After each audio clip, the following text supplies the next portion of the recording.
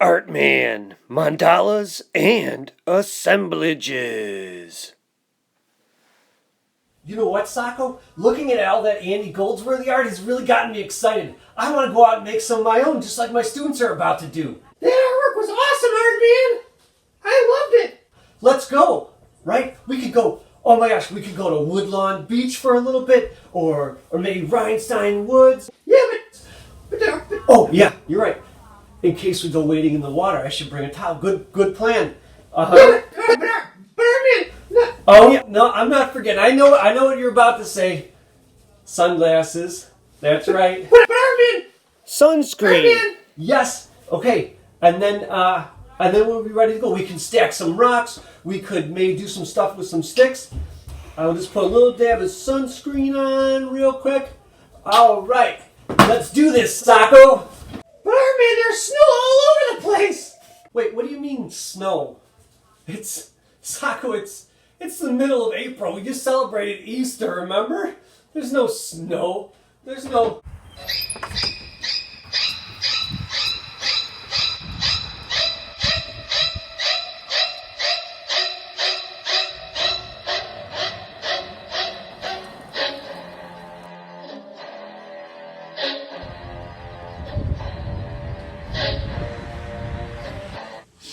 Okay, I've collected myself. I'm fine.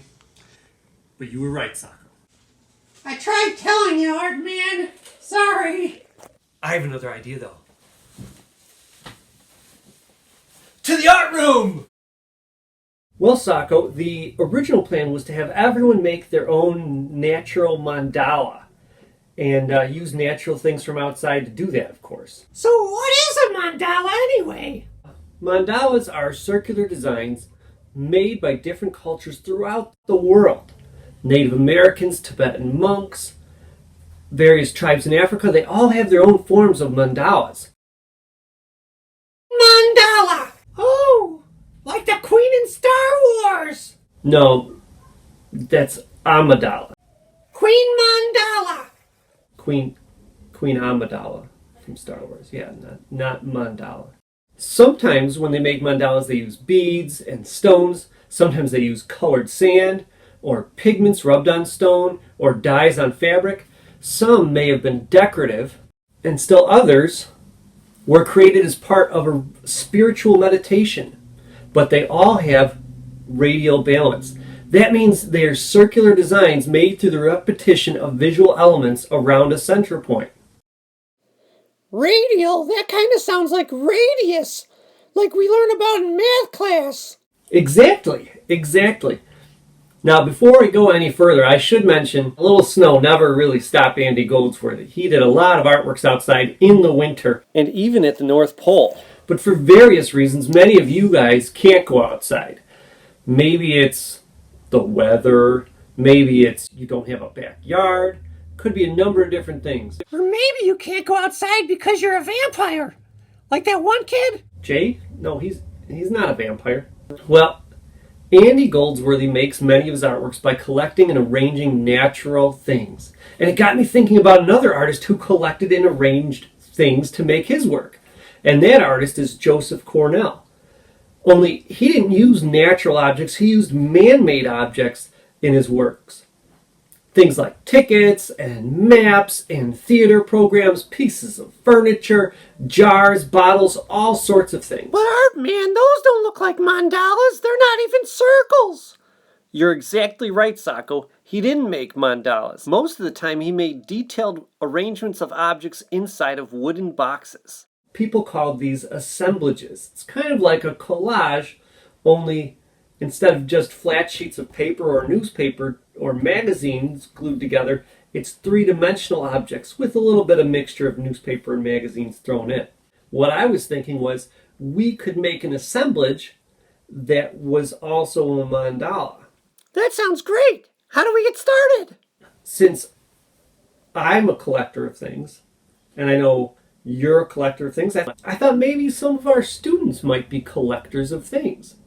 And you could use those things to make your mandala. And you don't necessarily have to go and glue the mandala together. Your artwork could be submitted just as a photograph. Because if you think about it, a lot of Andy Goldsworthy's artwork only exists as photographs. They were temporary. Cracked rock spiral that we looked at, that he just left there and got washed away. Other things, if they're dangerous, he kind of has to dismantle them. And some things just melt, okay, like the snow artworks we saw earlier. So they only exist as photographs, and that's fine for your work too. But if you want to make it more like an assemblage that Joseph Cornell did, you could find a piece of wood and you could nail or screw down your pieces to it if you wanted to. So it's up to you. If you want to do something temporary, you could do that. If you want to do something permanent, you could do that. But let's take a look at some of the things you might have around your house that you could use for this project. Now, if you can go outside and you want to make real land art, you can do it in the grass or maybe on your driveway, or if you have a big stone patio or something like that, you could do it on there. But if you're going to work inside, you're going to want to find a blank surface also. Maybe a sheet of paper or poster board or a blanket or a bed sheet.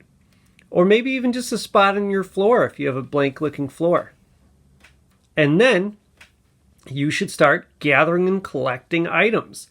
You can choose things that are of your interests, or you can just choose things that you happen to have a lot of around the house. Can you do toys? Yeah, I thought you'd never ask. Well, I'm just reading the script, man. Yes, you can do toys. Check these out.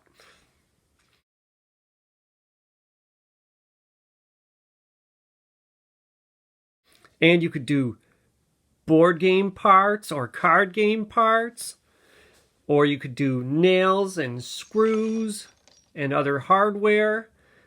You can use CDs or something like that. You remember them? Oh yeah, I remember them. Could I use money? I have lots of money. Yeah, you could use money. Oh, awesome. Check this out. How's about that stuff? Will they make a good mandala?